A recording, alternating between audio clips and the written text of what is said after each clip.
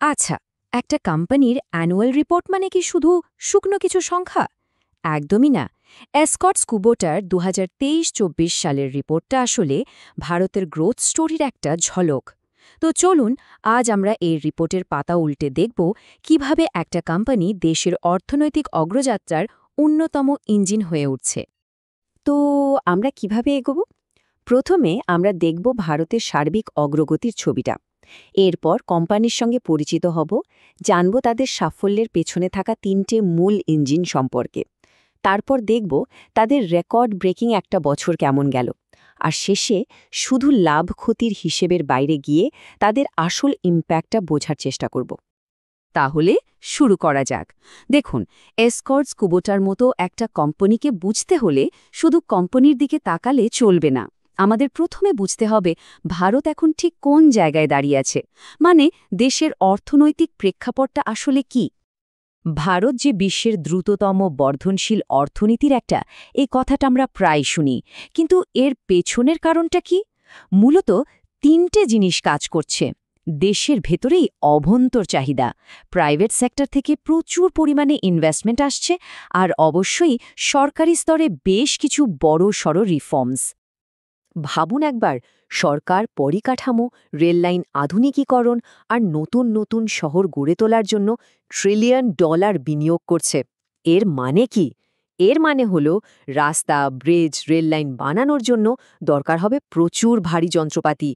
আর ঠিক এখানে আমাদের গল্পের মূল চরিত্র অর্থাৎ এসকর্টস কুবোটার মতো কোম্পানিগুলোর জন্য একটা বিশাল সুযোগ তৈরি হচ্ছে।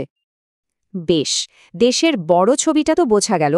এবার চলুন ফোকাস করা যাক সেই কোম্পানিটার উপর যেটা এই গ্রোথ স্টোরির ঠিক কেন্দ্রবিন্দুতে রয়েছে। দেখুন, ইকেএল কিন্তু আজকের কোম্পানি নয়। ১৯৪৪ সাল থেকে এদের পথ চলা শুরু, মানে প্রায় ৮০ বছরের এক লম্বা ইতিহাস। এরা ভারতের শিল্পায়নের প্রতিটা ধাপের সাক্ষী। কৃষি থেকে শুরু করে রেল, সময়ের সাথে সাথে এরা নিজেদেরকে বারবার প্রমাণ করেছে। ওদের একটা মূল মন্ত্র আছে, আপনার পাশে বা অন ইয়োর সাইড। এখন এটা শুনতে একটা সাধারণ ট্যাগলাইনের মতো লাগতে পারে, কিন্তু আসলে এটাই ওদের সব কাজের মূল ভিত্তি। মানে ওরা শুধু জিনিস বিক্রি করে না, বরং কাস্টমার থেকে শুরু করে কর্মচারী, শেয়ার হোল্ডার, এমনকি সমাজের পাশেও দাঁড়াতে চায়। এটা কিভাবে, তার কিছু দারুণ উদাহরণ আমরা একটু পরেই দেখব। তাহলে এই বিশাল কোম্পানিটা চলে কিসের জোরে? বলা যেতে পারে এদের তিনটে প্রধান গ্রোথ ইঞ্জিন আছে, যেগুলো এদের সাফল্যের মূল শক্তি। চলুন এক এক করে দেখা যাক। প্রথম আর সবচেয়ে বড় ইঞ্জিনটা হলো অ্যাগ্রি মেশিনারি বা কৃষি যন্ত্রপাতি। এটা বলতে পারেন কোম্পানির একেবারে ভিত্তি। ভারত আর বিশ্বের প্রায় ৮০টা দেশের লক্ষ লক্ষ কৃষককে এরা ট্র্যাক্টরস, স্প্রেয়ারের মতো যন্ত্রপাতি দিয়ে সাহায্য করে। ব্যাপারটা শুধু ব্যবসা নয়, দেশের খাদ্য নিরাপত্তার সঙ্গেও কিন্তু এটা সরাসরি জড়িত। দ্বিতীয় ইঞ্জিনটা হলো কনস্ট্রাকশন ইকুইপমেন্ট। মনে করে দেখুন, একটু আগেই আমরা দেশের বিশাল ইনফ্রাস্ট্রাকচার প্রজেক্টের কথা বলছিলাম। তো সেই রাস্তা, ব্রিজ, বিল্ডিং বানানোর জন্য যে ক্রেন, রোলার, এক্সকাভেটর লাগে, সেগুলো আসে এই ডিভিশন থেকে। মানে এরা সরাসরি দেশ গঠনে সাহায্য করছে। আর ৩ নম্বর ইঞ্জিনটা হলো রেলওয়ে ইকুইপমেন্ট। ভারতের রেল নেটওয়ার্ক যে কত বড় তা আমরা সবাই জানি। সেই বিশাল নেটওয়ার্ককে সচল আর আধুনিক রাখার জন্য যে কম্পোনেন্টস দরকার হয়, তার একটা বড় অংশ যোগান দেয় এসকর্টস কুবোটা।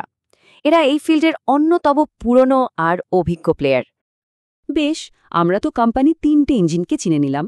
এবার আসল কথায় আসা যাক, এই স্ট্র্যাটেজিগুলো কি আদৌ কাজ করেছে?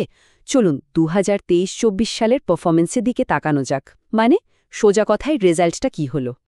স্ক্রিনের এই সংখ্যাটা দেখুন, ১,০৪৯.১ কোটি টাকা। এটা ওদের এক বছরের কর বা ট্যাক্স দেওয়ার পর নিট লাভ। আর এটা শুধু একটা বড় সংখ্যাই নয়, এটা এসকর্টস কুবোটার ইতিহাসে তাদের সেরা পারফরমেন্স। এই একটা ফিগারই বুঝিয়ে দিচ্ছে যে কোম্পানির স্ট্র্যাটেজি কতটা সফল। আগের বছরের তুলনায় লাভ বেড়েছে প্রায় 64.8%, মানে প্রায় ৬৫% গ্রোথ। যে কোনো বাজারের হিসেবে এটা কিন্তু একটা অসাধারণ ব্যাপার।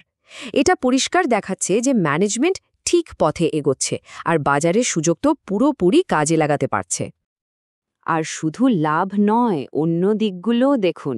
রেকর্ড রেভিনিউ মানে মোট আয়ে বেড়েছে। কনস্ট্রাকশন বিজনেসে তো 45% গ্রোথ, সাথে কোম্পানির প্রফিট মার্জিনও বেড়েছে, আর শেয়ার হোল্ডার্সের জন্য 180% ডিভিডেন্ডের প্রস্তাব দেওয়া হয়েছে। এক কথায় সব দিক দিয়েই এটা একটা ঐতিহাসিক বছর ছিল। কিন্তু একটা ভালো কোম্পানির পরিচয় কি শুধু তার লাভ দিয়ে হয়? অবশ্যই না। এই গল্পটা শুধু লাভ ক্ষতির হিসেবের নয়। চলুন এবার দেখি টাকার অঙ্কের বাইরে গিয়ে এসকর্টস কুবোটা সমাজ আর পরিবেশের জন্য ঠিক কি করছে। দেখুন ওরা ওদের রিপোর্টে কি বলছে। বলছে যে টেকসই অগ্রগতি বা সাস্টেনেবিলিটি ওদের কাছে খুব গুরুত্বপূর্ণ। এটা শুধু মুখের কথা নাকি সত্যি ওরা কিছু করছে? চলুন দুটো উদাহরণ দেখলেই ব্যাপারটা পরিষ্কার হয়ে যাবে। এটা একটা দারুণ উদাহরণ। ওরা 210 মেট্রিক টন প্লাস্টিকের বর্জ্য রিসাইকেল করে 6000 বেঞ্চ বানিয়েছে, আর সেই বেঞ্চগুলো দিয়েছে 90টারও বেশি সরকারি প্রাইমারি স্কুলে। ভাবুন তো, একদিকে পরিবেশ রক্ষা আর একদিকে বাচ্চাদের পড়াশোনার সুবিধে, এক ঢিলে দুই পাখি।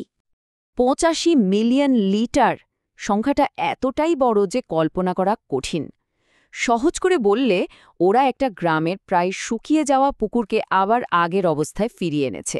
এর ফলে প্রায় 5000 পরিবার উপকৃত হয়েছে, তাদের জলের সমস্যা মিটেছে। এটাই হলো আসল ইম্প্যাক্ট, যা মাপা যায়। আর ওদের কাজ কিন্তু শুধু পরিবেশ নিয়েই নয়।